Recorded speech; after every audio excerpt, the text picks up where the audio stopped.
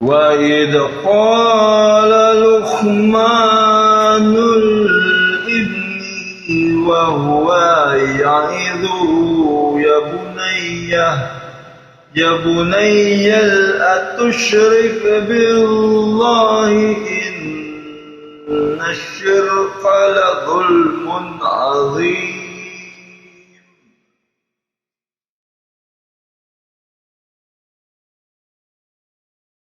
At alalahanin mo, Muhammad sallallahu alaihi wasallam, ang pagpapayo ni Luqman sa kanyang anak, na kanyang sinabi sa kanya, "O aking anak, huwag kang sumamba ng iba bukod sa Allah, dahil maaapi mo ang iyong sarili sa kadahilanang ang pagsamba ng iba bukod sa Allah subhanahu wa ta'ala ay isang napakalaking kasalanan, sukdulang kasamaan at karumal-dumal na gawain."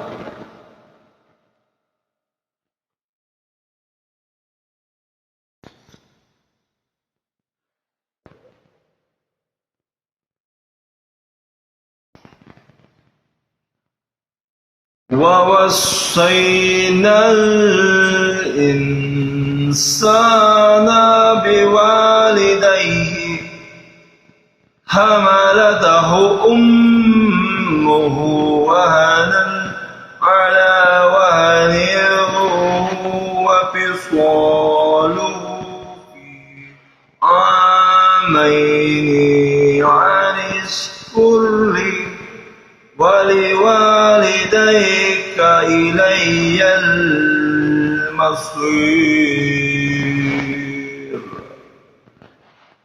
At inutusan namin ang mga tao na maging mabuti sa kanyang mga magulang at maging masunurin dahil sa dinala siya sa sinapupunan ng kanyang ina sa kahinaan at kahirapan, pagkatapos ay panibagong kahinaan at kahirapan muli, at ang pagdadalang tao sa kanya ng kanyang ina at ang pagpapasuso sa kanya hanggang sa siya ay awatin. Sa pagpapasuso ay sa loob ng 2 taon. At amin sinabi sa kanya, magpasalamat ka sa Allah subhanahu wa ta'ala. At pagkatapos ay magpasalamat ka sa iyong mga magulang dahil sa akin ang iyong huling hantungan. At tutumbasan ko ang sinuman sa anumang karapat-dapat na para sa kanya.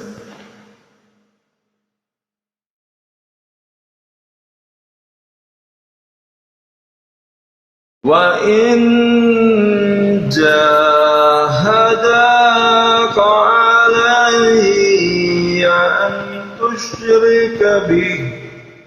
تُشْرِكَ بِي مَا لَيْسَ لَكَ بِهِ عِلْمٌ فَلَا تُطِعْهُمَا وَصَاحِبْهُمَا فِي الدُّنْيَا مَعْرُوفًا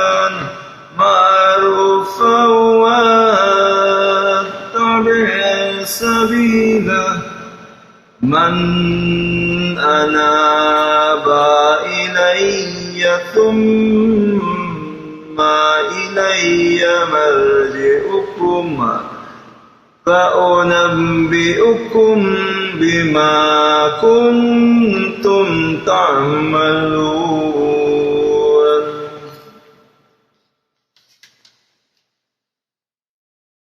Subalit kapag pinilit ka nila o ikaw na mananampalataya ng iyong mga magulang na magtambal ng iba sa pagsamba sa akin, na wala kang kaalaman o di kaya ay inutusan kanilang dalawa na gumawa ng anumang labag sa kautusan ng Allah subhanahu wa ta'ala, ay huwag mo silang sundin sa bagay na ito, dahil hindi dapat sundin ng sinuman ang sinuman sa anumang kasalanan. Subalit magkagayon paman, ay pakitunguhan pa rin silang dalawa ng pakikitungong napakabuti rito sa daigdig na hindi ka makagawa sa kanila ng anumang pagkakasala sa salita man o sa gawa. Kahit na ang pagsasabi lamang ng salitang of na ikapagdaramdam nila. At sundin mo ang daan ng sinumang nagsipagsisi sa kanyang pagkakasala at nagbalik loob sa akin at naniwala sa aking sugo na si Muhammad sallallahu alaihi wasallam. Pagkatapos sa akin kayong lahat ay magsisipagbalik at ihahayag ko sa inyo ang anuman na inyong kinagawian na gawain sa daigdig. At ibibigay ko ang katumbas na kabayaran ng anuman na nagawa ng sinuman.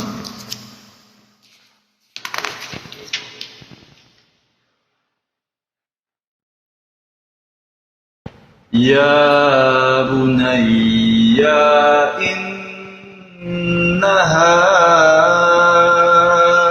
in taku mithqala habbatin min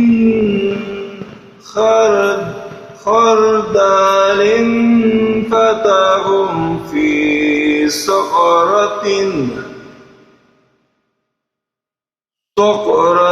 aw fi samawati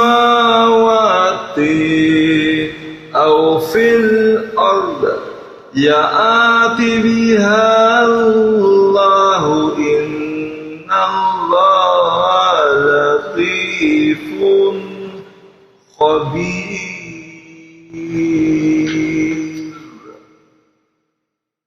O aking anak, dapat mong mabatid na kahit na kaliit-liitang kasalanan o di kaya ay kabutihan na kasing bigat ng buto ng mustasa at ito ay nasa ilalim ng bundok o di kaya ay nasa ilang lugar sa mga kalangitan o saan mang lugar sa kalupaan, walang pag-aalinlangan.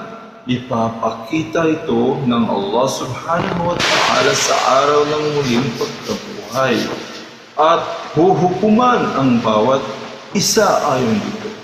Tiyagan ng Allah subhanahu wa ta'ala ang latif, pinakadalubhasa, kapita-pitagan at ganap na may kakayahan na gawin ang lahat ng bagay.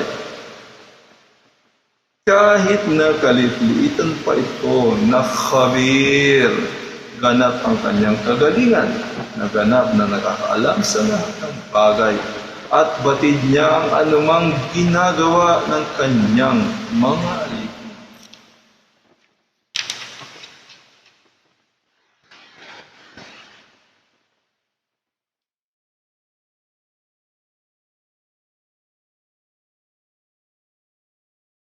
Ya bunayya aqimis salata wa'amur bil ma'ruf wa anha 'anil munkar wasbir 'ala ma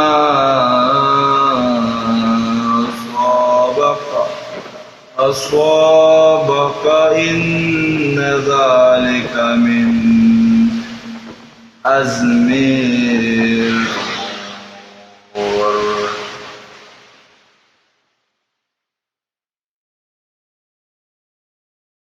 O aking anak, isagawa mo ang sala ng ganap kasamang mga haligi, arkan nito, mga kondisyon, syurut at panuntunan, wajibat.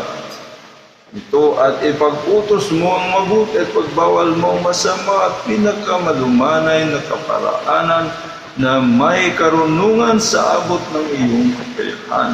At isin mo ang anumang matatamo mo na kahirapan sa pagpapatupad mo nito at dapat mong mabatid na ang mga pagpapayong nito ay mula sa pinag-uutos ng Allah subhanahu wa ta'ala na karapat